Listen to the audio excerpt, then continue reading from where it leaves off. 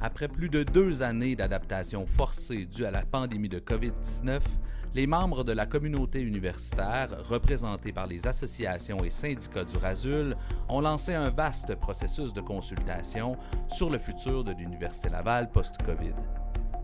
Celui-ci a culminé avec la tenue d'états généraux sur la question que le SPUL a organisé et tenu les 24 et 25 mars dernier.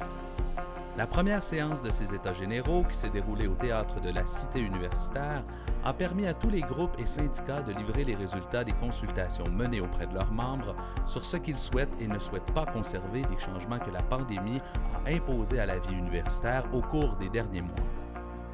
Cette séance introductive et les discussions interdisciplinaires et interprofessionnelles qui ont suivi ont permis d'identifier plusieurs lignes de convergence importantes au sein des groupes représentés, comptant professeurs, chargés de cours, professionnels de recherche, responsables de formation pratique, étudiants et étudiantes au cycle supérieur, membres du personnel administratif et professionnel, et travailleurs, étudiants et postdoctorants. Pensons par exemple à l'importance de lutter concrètement contre l'isolement et la surcharge de travail vécue par les groupes qui ont tenu l'université à bout de bras pendant la pandémie, à la nécessité de s'entendre collectivement sur la portée d'un droit à la déconnexion qui devrait être mis en place à l'université, et à l'urgence de fixer un cadre collégial garantissant le respect de la liberté universitaire dans le choix des modalités d'enseignement.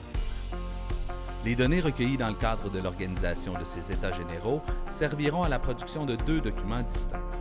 D'une part, le SPUL produira son propre rapport en mettant l'accent sur les résultats de la vaste consultation menée via des groupes de discussion auprès de plus de 300 professeurs de 38 unités à travers le campus.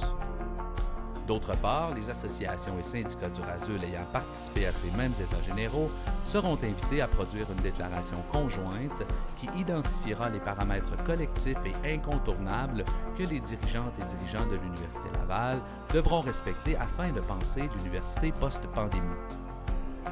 Nous profitons de l'occasion pour remercier toutes celles et tous ceux qui ont participé à cet important processus de réflexion collégiale auquel le SPUL est très fier d'avoir participé. C'est ensemble que nous devons déterminer le futur de notre institution.